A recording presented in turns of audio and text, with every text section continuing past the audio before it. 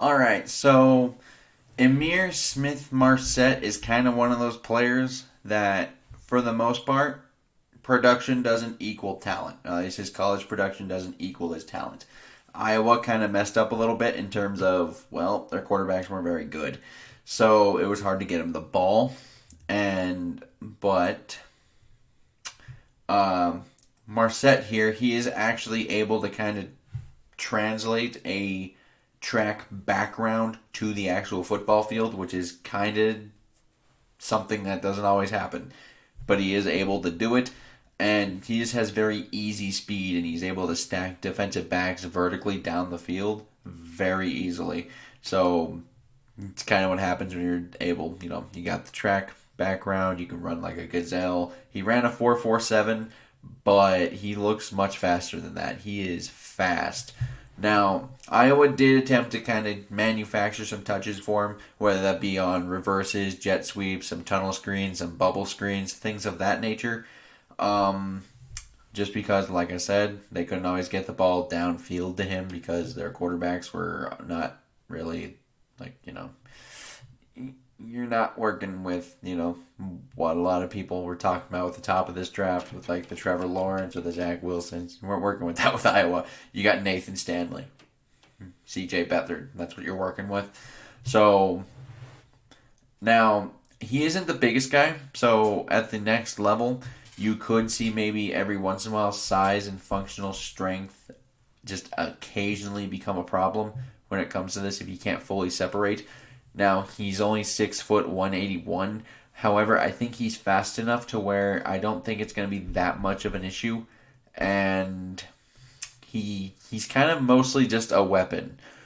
I treat him more as a weapon than I would a receiver. Obviously, you want to develop more receiver things with him. I think route running is something he's going to need to, learn a bit more of. But he does come with one thing.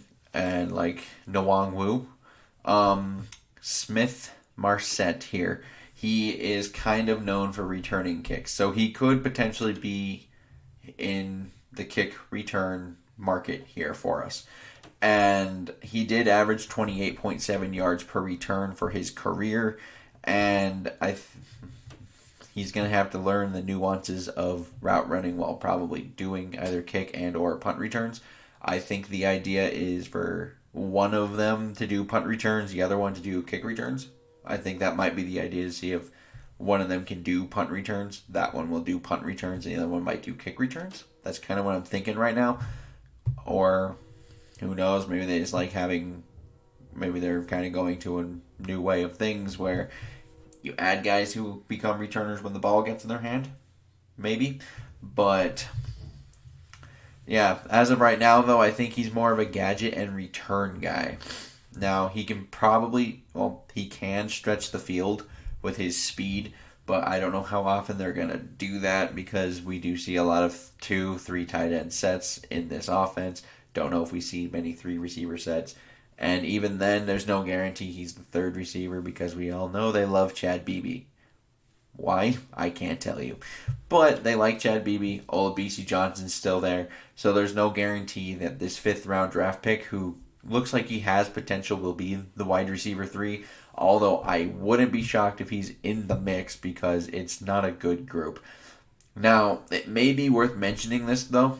Early in November, he was arrested for speeding while intoxicated. So that might be something to keep an eye on in the future with him. Just has some character concerns. And just another thing of, I don't think it's really worth much, but when you see something like that and then he did a flip into the end zone that ended his season because he hurt his ankle, it doesn't look good. It's like from a common sense standpoint. So that is that. I think he can be a playmaker for this offense and on the special teams. I also think Gunner is going to be a thing with both him and Nwangwu. I know I talked about this with the Nwangwu video, but I think that could be a thing just because that was also kind of an issue last year. That's kind of my 2 cents here. Weapon, possible return man early, can possibly come in for some gadgets. It's very similar to Nwangwu.